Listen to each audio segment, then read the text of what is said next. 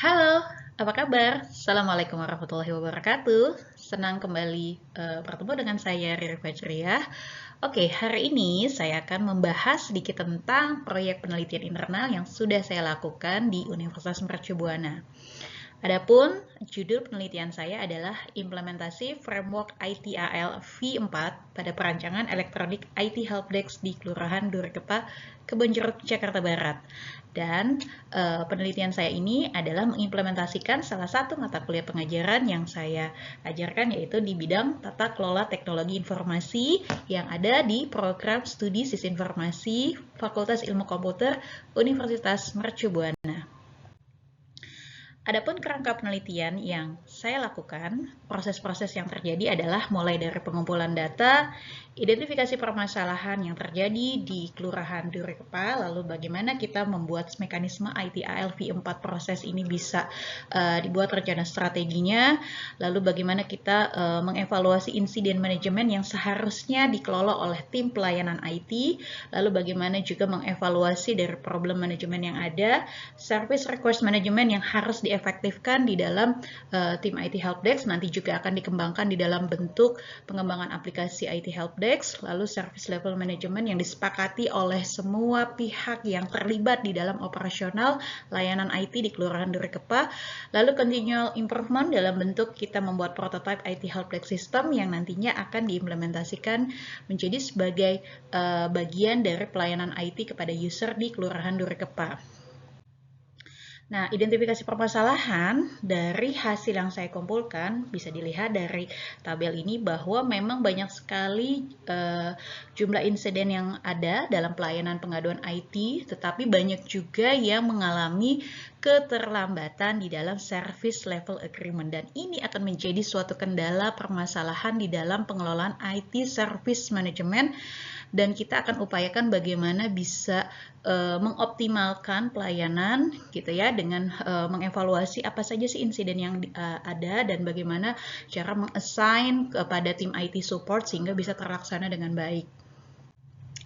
Nah, service level management yang akhirnya kita coba untuk dudukan di dalam rencana strategi pengembangan IT Helpdesk, yaitu di sini adalah bahwa yang pertama adalah kita perlu sama-sama untuk melakukan stakeholder engagement, di mana kita melibatkan warga, staf kelurahan, dan pemangku kepentingan lainnya yang berhubungan dengan layanan IT yang diselenggarakan oleh Kelurahan Durikepa.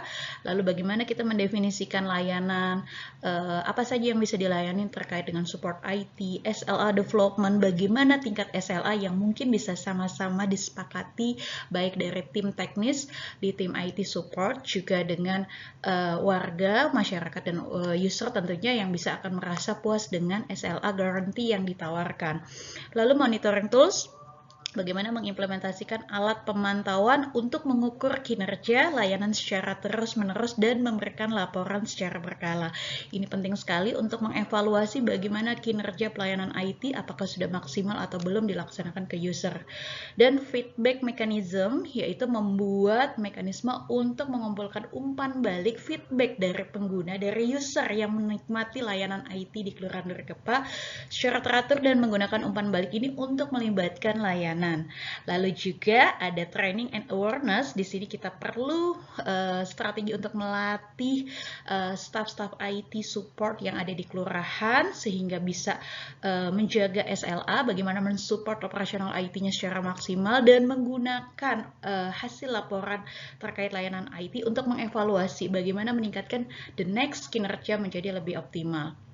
Dan kalau di tingkat level dari service level management, di level 1 ini kita ada proses mengidentifikasi kebutuhan layanan, lalu berikutnya strategi yang harus dilakukan terkait dengan penerapan ITIL V4, yaitu bagaimana pengembangan SLA selalu lebih meningkat dari sebelumnya.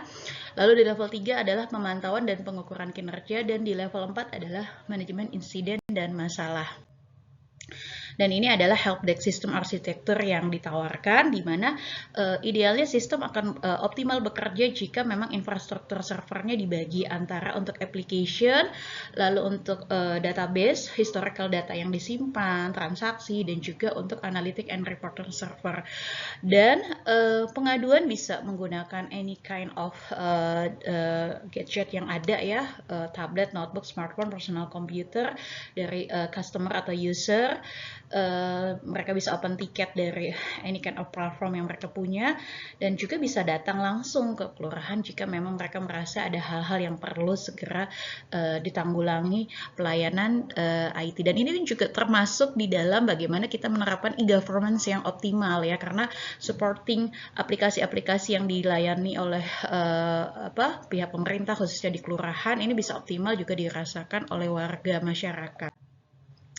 Dan ini mungkin kalau ada pengaduan terhadap layanan IT, user sekarang sudah bisa memberikan pengaduan, ya registrasi, pemasukan username, password, terus di dalam sistem juga udah ada dashboard analisis nanti yang bisa mengontrol berapa sih tiket yang masuk, gitu ya, berapa yang sudah solve, mana yang masih di waiting approval mungkin untuk assign daripada tim IT support yang ada, terus mana yang masih on progress dikerjakan gitu ya. Dan juga ini yang paling penting ya, sebenarnya yang selama ini kenapa insiden tidak cepat bisa terselesaikan atau banyak keterlambatan SLA, karena tidak ada monitoring dari status tiket pengaduan.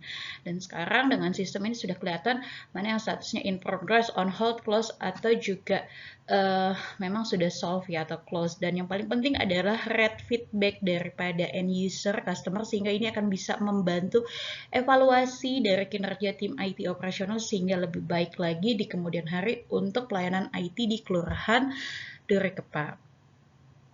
Nah, demikian apa yang dapat saya sampaikan dari hasil penelitian saya ini. Terima kasih. Saya tutup. Assalamualaikum warahmatullahi wabarakatuh. Semoga kita bisa berjumpa lagi dalam edisi transfer knowledge di topik-topik yang lain. Terima kasih. Assalamualaikum warahmatullahi wabarakatuh.